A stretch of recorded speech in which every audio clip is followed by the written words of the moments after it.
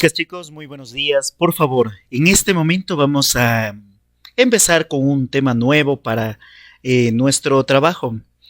Siempre que nosotros leemos un texto, chicos, nosotros, si este texto es un cuento o una novela o un relato o un mito, nosotros siempre encontramos estos elementos que están presentes a primera vista.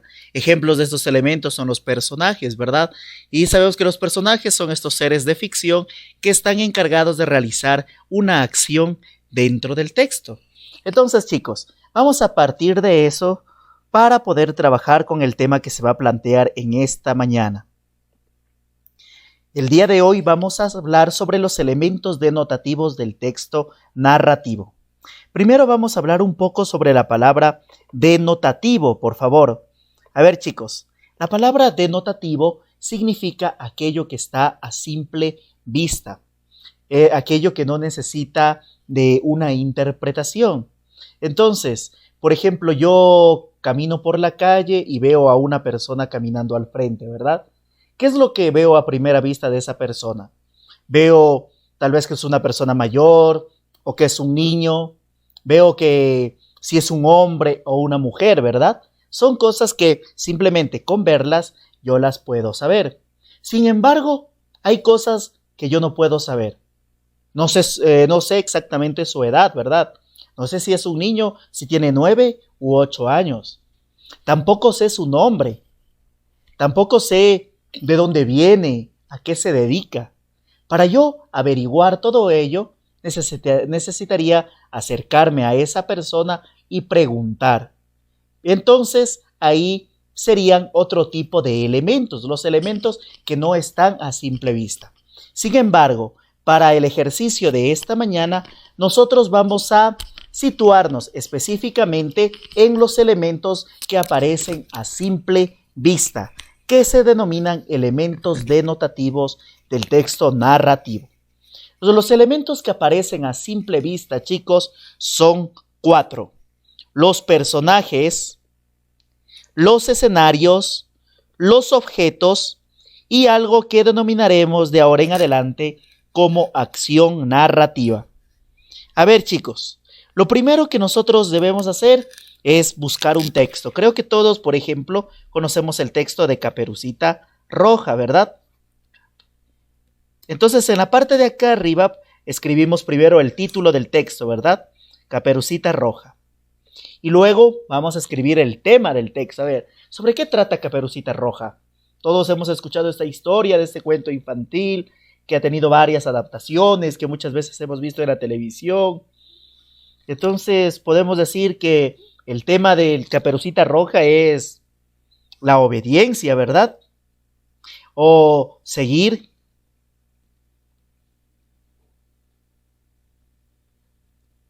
O podemos decir mejor que es no buscar atajos.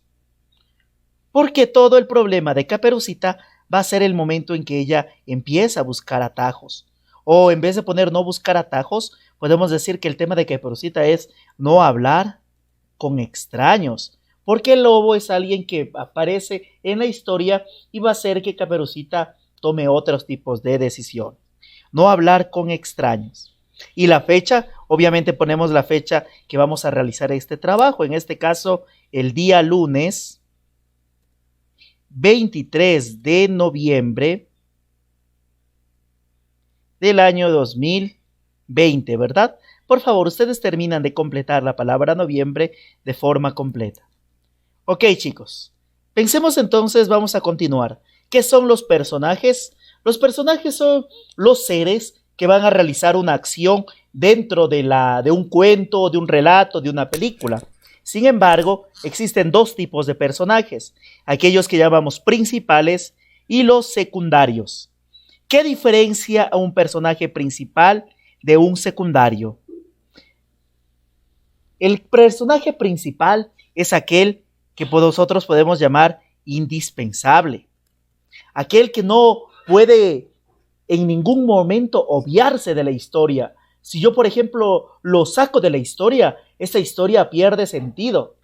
Pensemos en la historia de los tres cerditos, ¿verdad?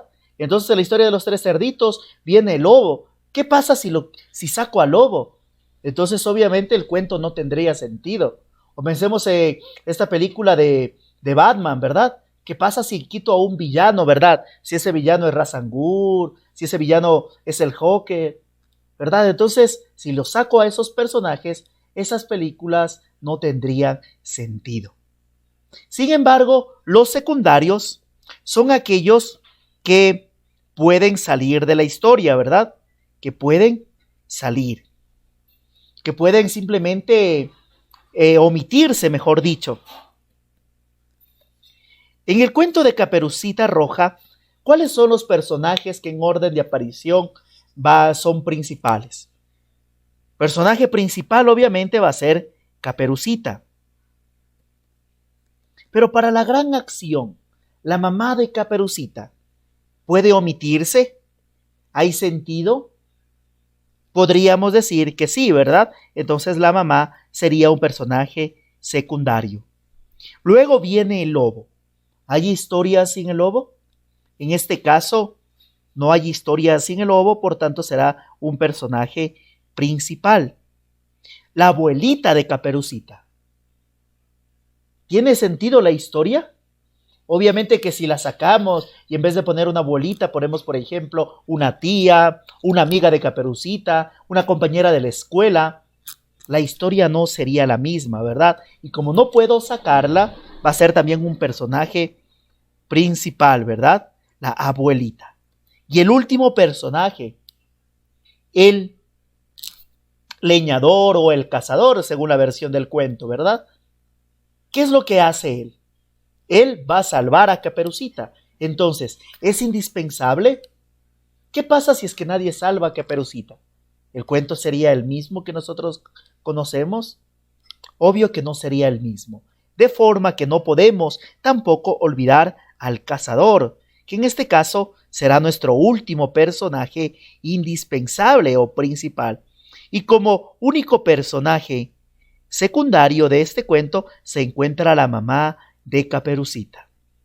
Entonces, eso con respecto a los personajes. Recordar que los personajes pueden ser seres humanos, ¿verdad? Como es el caso de Caperucita o el de Caperucita, de su abuelita, de la madre de Caperucita. Pero también pueden ser animales, ¿verdad? Que están haciendo acciones. En este caso, el lobo. Pero en otros relatos hay personajes que ni siquiera se ven. Por ejemplo, hay mitos, pienso en un mito Shuar, ¿verdad? En este mito Shuar se cuenta que una joven que es raptada por el río, ¿verdad? Una noche ella sale a pasear de su aldea por la selva y el río la rapta. Un tiempo después, ella aparece embarazada del río, ¿verdad? Entonces, ¿el río es un personaje? En este caso sí. ¿Qué determina un personaje? Que tiene que realizar una acción. ¿Cuál es la acción que hizo, por ejemplo, Caperucita? Salir de su casa, conversar, tratar de salvar a su abuelita y todo esto, ¿verdad? Una acción. ¿Cuál es la acción que hizo el cazador? Asesinar al lobo, salvar a Caperucita. ¿Cuál es la acción que hace este río? Secuestrar a esta muchacha Shuar. Los personajes, no importa si son animales, no importa si son personas o si representan alguna fuerza de la naturaleza, siempre tienen que realizar una acción. El segundo elemento denotativo que aparece a simple vista son los escenarios. Los escenarios se definen como los lugares donde se realizan las acciones. Entonces, volvamos al cuento de Caperucita. Vamos entonces a ver que hay dos tipos de personajes. Los externos, aquellos que suceden a campo abierto, y los internos, aquellos que están delimitados, son habitaciones, tienen paredes de por medio, representan una suerte de encierro. En el caso del cuento de Caperucita, nosotros vamos a encontrar varios escenarios. Por ejemplo, está la casa de Caperucita, y como está la casa de Caperucita, esa va a ser un escenario interno, ¿verdad? Casa de Caperucita. Luego, Caperucita sale al camino y se interna al bosque. El bosque, obviamente, es un escenario cerrado. Y por último, la casa de la abuelita va a ser necesariamente un escenario interno. Entonces, chicos, lo fundamental de encontrar los escenarios es poder determinar cuáles van a ser externos. Los externos pueden ser las ciudades enteras. Hay cuentos o relatos que solo ocurren en escenarios externos. Hay cuentos que solo suceden en lugares internos. Cosas por el estilo. Si la historia, por ejemplo, cuenta un sueño de alguien, ¿verdad? Y ese sueño de esta persona está ocurriendo, por ejemplo, en una autopista. ¿Cuál es el escenario? Obviamente va a ser un escenario abierto, porque la acción donde está este protagonista soñando es la autopista. Ok, pero al mismo tiempo en ese cuento de la persona que sueña, también hay un escenario interno, ¿verdad? Que es el lugar donde este señor, este personaje está soñando. El lugar donde él duerme es un escenario interno. Luego vamos a hablar de los objetos. Los objetos son las cosas, los artefactos, las herramientas o instrumentos que utilizan los personajes, ¿verdad? Entonces, ¿qué instrumentos? Los objetos, por lo general, los utilizan solo los personajes principales. A ver, ¿cuál es el objeto que utiliza Caperucita? En este caso va a ser su cesta, ¿verdad? Va a haber la cesta que usa Caperucita. ¿El lobo tiene un instrumento? No, ¿verdad? Pero luego la abuelita tiene un instrumento tal vez, pero volvamos un poco al lobo. El lobo cuando se disfraza de abuelita, obviamente va a tener un instrumento, ¿verdad? Una herramienta, que en este caso es el vestido de la abuelita, que le sirve para disfrazarse. Y el cazador, en este caso, tendrá como objeto la escopeta. Lo recomendable, chicos, es ir poniendo ir ubicando los objetos en orden cronológico, es decir, a medida que fueron apareciendo a lo largo de la historia. El último elemento denotativo que existe, chicos, es la acción narrativa. La acción narrativa es en sí lo que sucede dentro de un texto. Uno tendría que, en teoría, poder resumir un libro, un cuento, una película en 3 oraciones, ¿verdad? Cuando no, entonces, ¿cuáles van a ser esas 3 oraciones? Las de inicio, la de conclusión y la de desenlace. A ver, chicos, el inicio es cuando nosotros nos muestran el lugar, el tiempo y nos muestran al personaje principal. En los cuentos de hadas es sencillo, ¿verdad? Dicen, había una vez, o hace mucho, mucho tiempo, o en algún lugar de la Mancha de cuyo nombre no quiero recordar. Todas esas pequeñas frases que nos sirven para introducir corresponden al inicio. Pero el inicio nos muestra al personaje y a ese personaje lo va a caracterizar, ¿verdad? ¿Cuál es el personaje principal de nuestro cuento? Caperucita, ¿verdad? Entonces escribimos Caperucita Roja. ¿Qué pasa con Caperucita Roja? Es enviada por su mamá a visitar a su abuela, ¿verdad? A su abuelita. Una oración. Recordemos que las oraciones tienen que empezar con mayúscula, terminar con un punto, tener un verbo, ¿verdad? En este caso es enviada, o para hacerlo más concreto, fue enviada. Luego el conflicto es el momento cuando el personaje principal entra en crisis, cuando algo en su plan no funciona. ¿Cuál es el plan de Caperucita? Ir directo a la casa de su abuelita, ¿verdad? Entonces, ¿qué interrumpe ese plan? La aparición del lobo. Entonces, un conflicto siempre está definido por la aparición de otro personaje. Entonces, escribimos primero eso. Caperucita Roja encontró al lobo, ¿verdad? ¿Dónde lo encuentra? en el bosque. Y él le miente sobre el atajo para llegar a casa de la abuelita. Entonces, el conflicto va a depender en su gran mayoría de la introducción a la historia de otro personaje. Muchas de las veces este otro personaje es el antagonista, es el villano de la historia, es el antihéroe. En este caso, el lobo.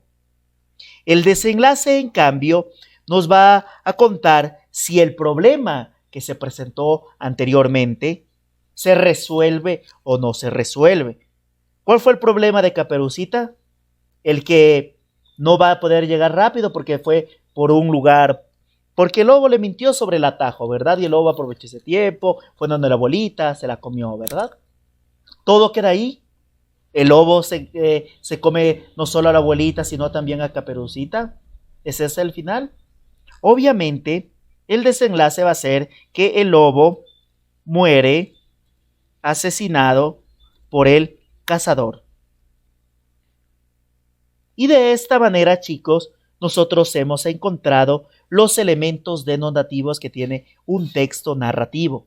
Les repito, denotativo significa aquello que aparece a simple vista. Por favor, ustedes en este momento van a llenar la ficha correspondiente a este tema de su libro de lectura. Por favor, ustedes van a leer el mito que les toca en este momento, que en este caso es, es el mito de Teseo y el laberinto, sí, es el mito de Teseo. Por favor, ustedes leen el mito de Teseo y después de leer el mito de Teseo, vamos a ingresar a nuestro diario de lecturas. Recuerde, ingresamos aquí donde dice acceso a alumnos, aquí ponemos nuestro usuario, nuestra contraseña y ponemos entrar. Ahora, chicos, vamos a abrir aquí, este es un cuaderno nuevo, el segundo, ¿verdad? Donde se encuentra este cuadernito que están saliendo aquí varias cosas. Dice análisis estructural del relato. Damos clic aquí, por favor. Luego, en la página 1 es una carátula. En esta carátula, por favor, ponen su nombre. Por ejemplo, yo pongo aquí Vinicio Manotoa. Ponemos acá nuestro curso. Yo pongo segundo X. Y después pongo la palabra terminado, ¿verdad? Después, por favor, completamos la página número 2, que en este caso es elementos denotativos del texto narrativo. Recuerden, ponemos el título del mito de Teseo, ponemos aquí el tema, ponemos aquí la fecha y empezamos a llenar personajes, escenarios, objetos y acción narrativa de acuerdo a lo que se ha explicado en este video. Al final, chicos, ponemos la palabra terminado para que se guarde su registro en su cuaderno de lecturas. Esto ha sido todo, chicos. Por favor, pónganse a trabajar y les deseo éxitos en su lectura y espero que disfruten el mito de Teseo y el Minotauro. Que tengan un bonito día. Hasta luego.